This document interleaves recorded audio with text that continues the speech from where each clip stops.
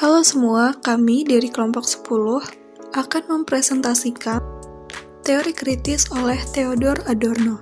Sebelumnya, perkenalkan, saya Berlianti Putri Maharani, saya Fadilatul Falah, dan saya Desi Zakiatul Afidah.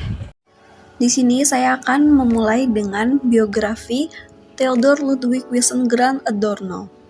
Theodor Ludwig Wiesengrund Adorno lahir di Jerman 11 September 1903, lalu meninggal pada 6 Agustus 1969.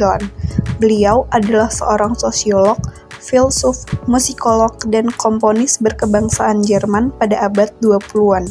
Pada usia 15 tahun, beliau belajar di bawah arahan Siegfried Kracauer dan menyelesaikan pendidikan di tingkat gimnasium.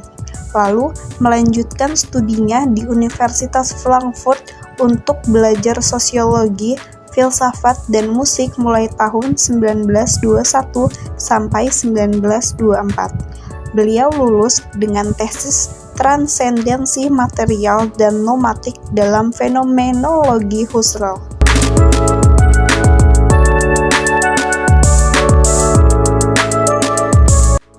Teori kritis adalah sebuah aliran pemikiran yang menekankan penilaian reflektif dan kritik dari masyarakat dan budaya dengan menerapkan pengetahuan dari ilmu-ilmu sosial dan humaniora.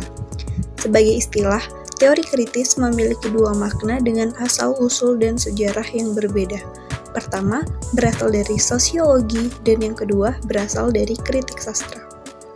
Dalam filsafat, istilah teori kritis menggambarkan filosofi neo-Marxis dari Frankfurt School yang dikembangkan di Jerman pada 1930-an.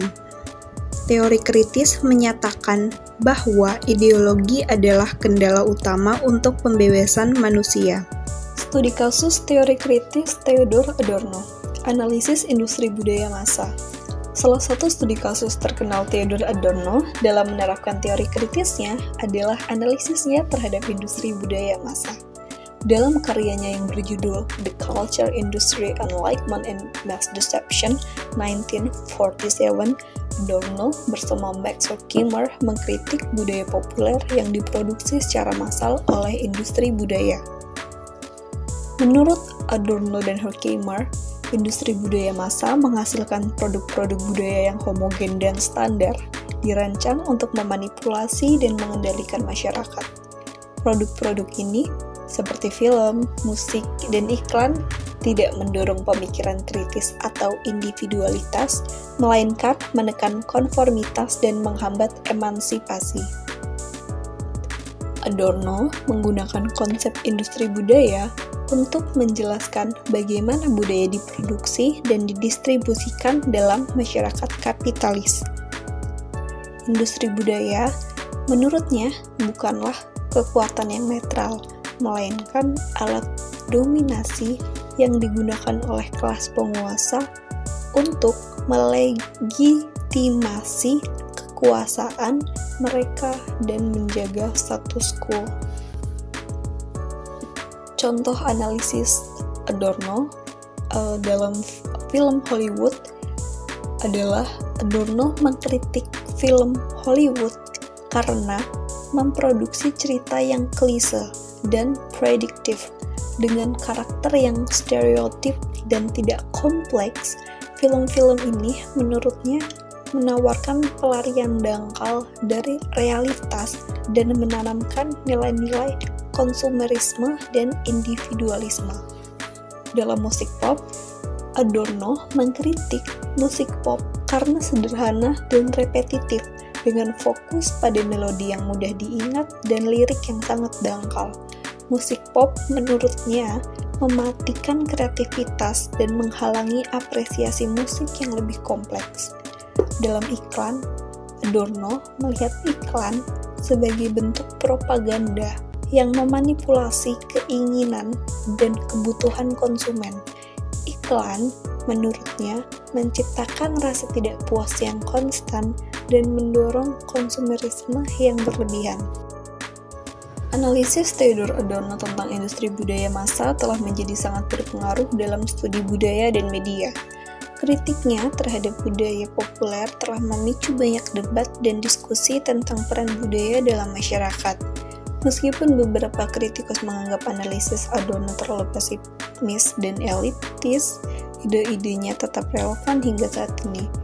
Di era digital, di mana media sosial dan platform online lainnya menjadi peran yang semakin besar dalam kehidupan kita, kritik Adorno terhadap homogenisasi budaya dan manipulasi massa menjadi semakin penting. Yang selanjutnya adalah penerapan teori kritis, analisis industri budaya massa.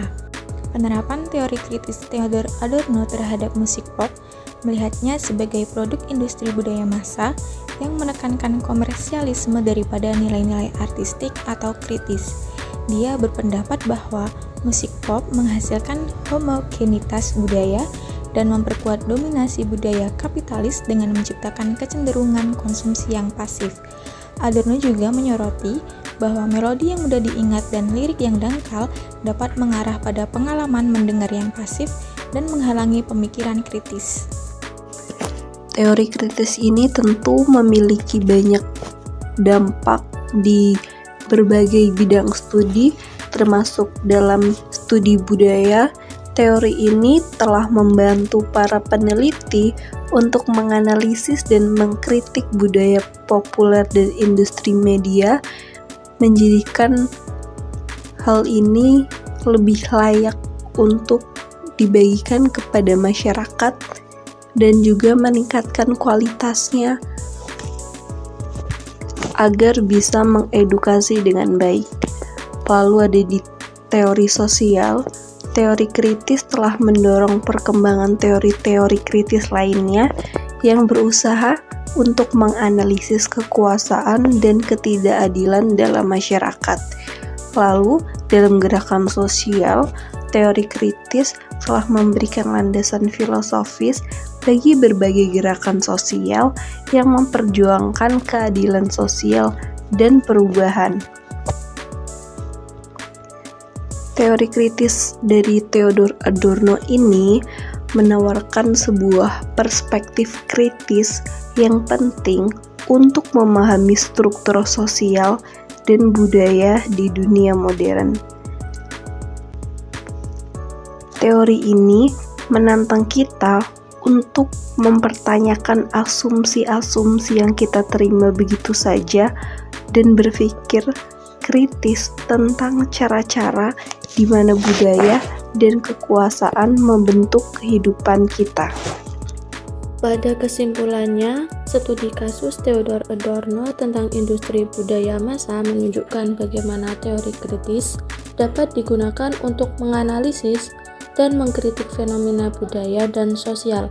Analisis Adorno tetap relevan hingga saat ini dan menawarkan wawasan yang berharga tentang bagaimana budaya dan media dibentuk dan digunakan dalam masyarakat. Studi kasus Adorno tentang industri budaya menunjukkan bagaimana kapitalisme tidak hanya mengontrol ekonomi, tetapi juga budaya dan kesadaran individu. Kritik ini tetap relevan dalam analisis budaya populer dan media massa saat ini, di mana banyak argumen Adorno tentang komodifikasi dan manipulasi budaya masih dapat dilihat dalam praktik industri hiburan modern.